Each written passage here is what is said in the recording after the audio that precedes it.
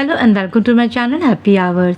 In my last video, I discussed about the stages of colonialism, where I discussed about the mercantilism, phase of free trade, and the phase of finance capitalism.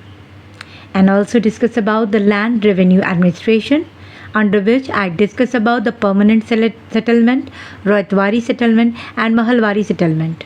And finally, I discussed about the laws adopted in between the 1757 to 1857 by British. In this video, I am going to discuss further about the revolt of 1857, where I am going to discuss about the factors leading to this revolt, about the opinion of different Indian and Britishers on the revolt.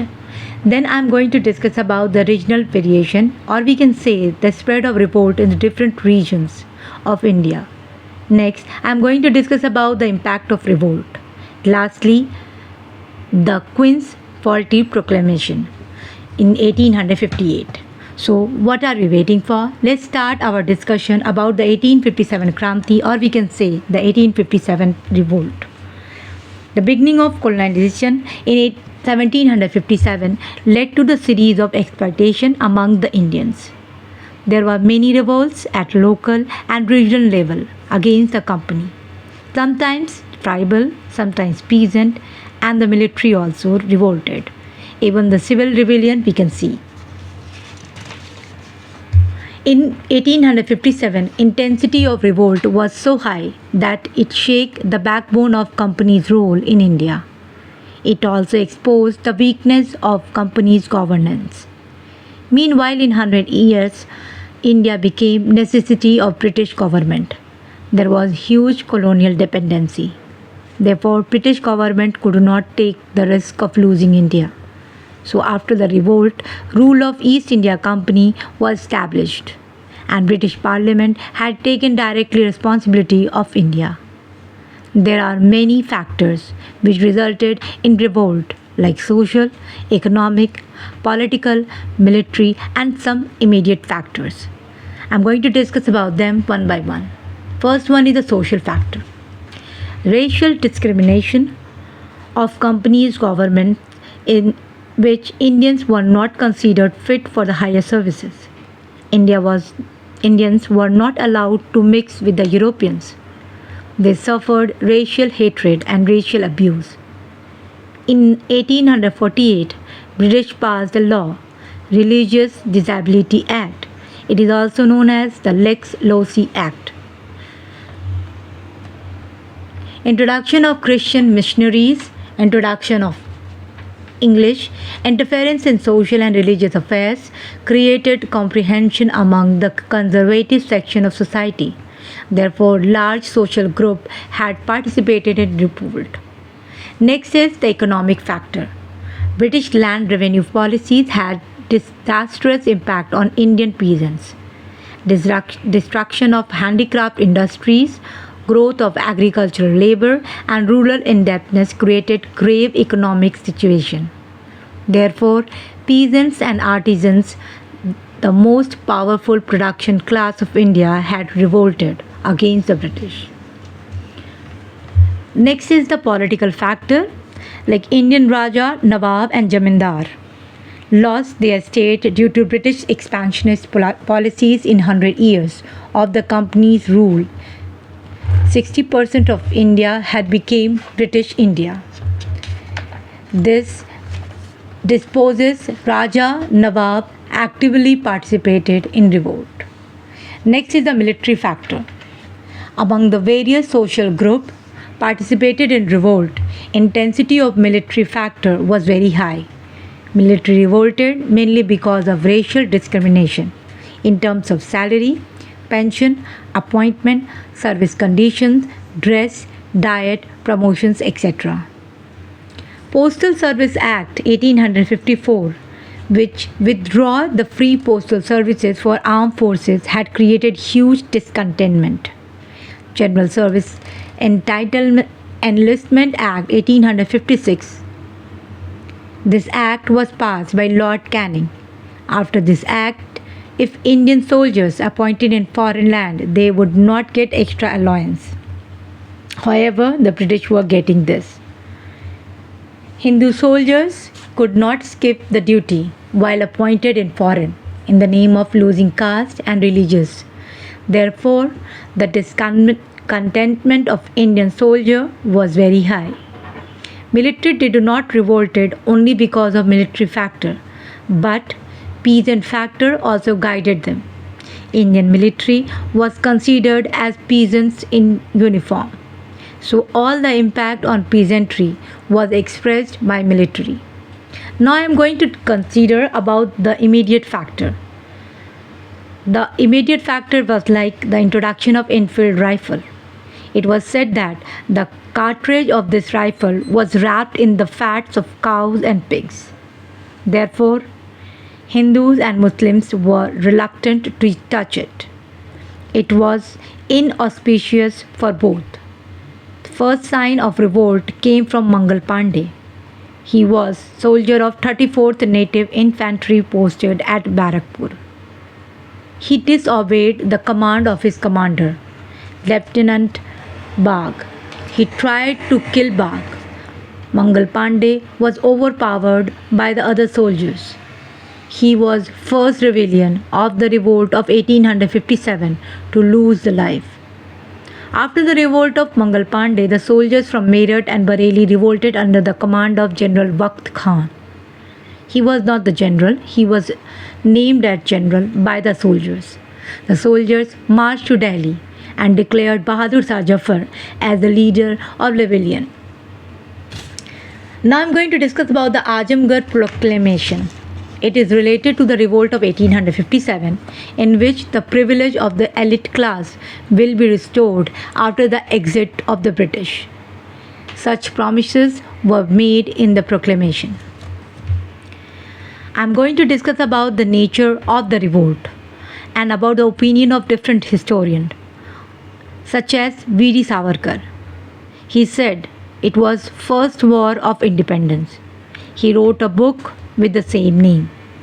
Next is R.C. Majumdar. He said neither first nor national nor war of independence. Jawaharlal Nehru said it was a feudal outburst. Sir Syed Ahmad Khan held British responsible for revolt of 1857. He accepted the general discontentment against the British. Now I am going to discuss about the opinion of the British historian, such as Rees. He said it was a war against Christianity. Outram said it was a Muslim conspiracy. T.R. Holmes, he said it is clash in between the civilized and the barbarian. Benjamin Disraeli said it is nothing less than national revolt. Various groups participated in the revolt. Their grievances were different, but interest was common. It was directed against company, or we can say that differentiality of factors and the commonality of interest.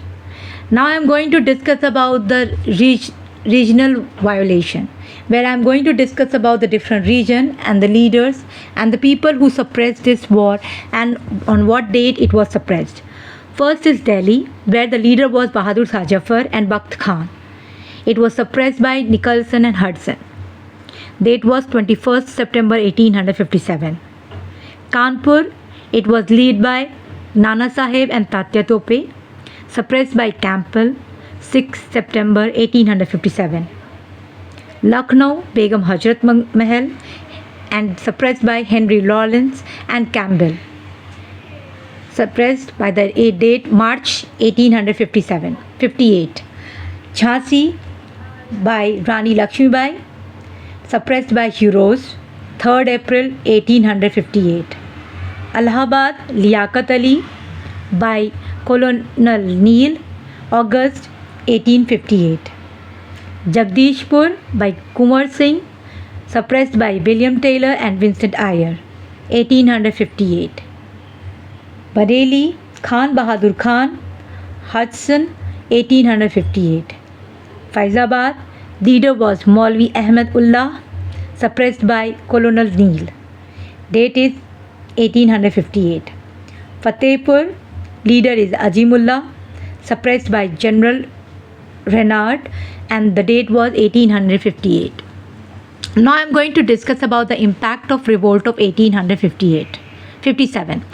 The Government of India Act 1858 was passed. Under this, certain conditions were there, such as rule of East India Company was abolished, and British Parliament had taken direct control of India. It was beginning of rule of crown. Secondly, board of control was abolished. A new ministry was created known as India House. India House was headed by Secretary of State for India. The first Secretary of State was Lord Stanley. Third is the profile of Governor General was changed to Viceroy. He was representative of Crown. A council was created with 15 members to help Secretary of State. It was known as Indian Council. There were 15 members, and these 15 members should have 15 years of experience in India. Now in the last I'm going to discuss about the Queen's faulty proclamation in 1858, under which it was said that the doctrine of lapse was taken back.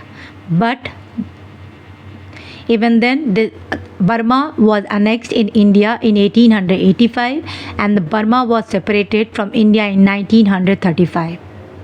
All the Raja Nawab, they came with agreement known as Dosti London. Next, there will be no discrimination on the basis of race, region and religion will be there, but discrimination continued.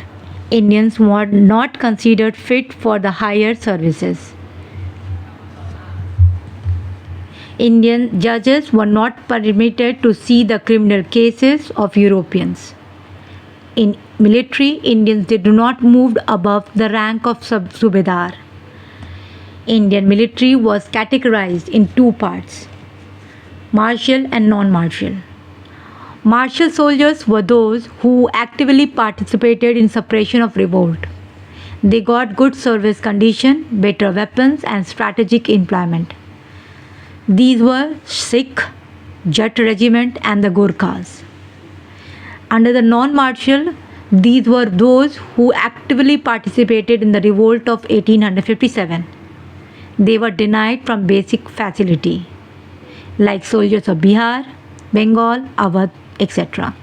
The ratio of British military was increased with respect to the Indian military in various native infantry.